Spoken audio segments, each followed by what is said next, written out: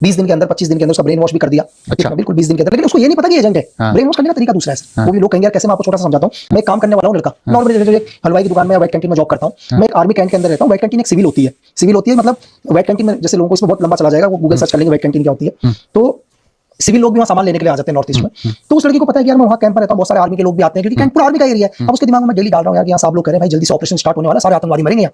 तो वो सुन के तो लड़की थोड़ी शॉक, क्योंकि मुझे तो पहले पता है इसका बॉयफ्रेंड एरिया कमांडर है। तो मैं उसको फिर दूसरे टाइम उसको ये बोला यार कि तुझे पता है कि 3 लोगों का आज 3 आतंकवादियों ने सरेंडर किया है। तो सरेंडर, मैंने सरेंडर करके सब लोगों ने उसको वहाँ रखा हुआ है, ये वो, उसको पूरी सुविधाएं, उसकी बीवी उसके बच्चों को भी सेफ रखा है, उसको पैसा देके बाहर भेज रहे हैं। मेरे को दिमाग में उसको डालना है, ठीक है, कि भाई तू भी अपने बॉयफ्रेंड को सरेंडर करवा दे। तो विदिन ये मेरा सिर्फ एक ही चीज था कि वो मेरी बात वहां तक पहुंचे कैसे भी, क्योंकि मैं वहां तक नहीं पहुंच पा रहा हूं, लेकिन मेरे जो वर्ड्स हैं उसके वहां तक पहुंच जाएंगे। तो सेम यही चीज हुआ, और मैं कहता हूं कि जो ताकत हम नहीं कर पाए वो लड़की ने करवा दिया सर।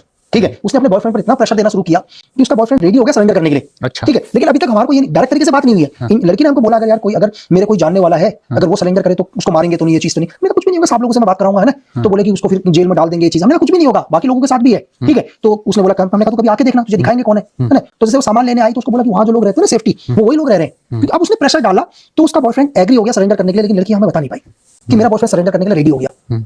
गलती क्या हो गई, वो आया अपनी गर्लफ्रेंड से मिलने के लिए। सिर्फ उसकी गर्लफ्रेंड की एक दुकान थी जो ग्रीटिंग कार्ड्स वगैरह बेचते हैं, आर्चिस गैलरी की दुकान, एक बड़ी वाली आर्चिस गैलरी, दिल्ली जैसी नॉर्मल सी गिफ्ट छोटी सी दुकान। और वो अपनी गर्लफ्रेंड से मिलने आया, और पता नहीं, जैसे अगर सपोज करो हमारे भी एजेंट है तो उन लोगों के भी कहीं ना कहीं तो लोग होते ही हैं सर, जो इतनी बड़ी ऑर्गेनाइजेशन चला रहे हैं, दुनिया में इतने बड़ा आतंकवाद फैला रहे हैं, तो एजेंट उन लोगों के भी है। तो उन लोगों को कहीं से पता चल गया, कहां से पता चला ये मुझे आज भी नहीं पता, कि जो हमारा एरिया कमांडर है वो सरेंडर करने वाला है।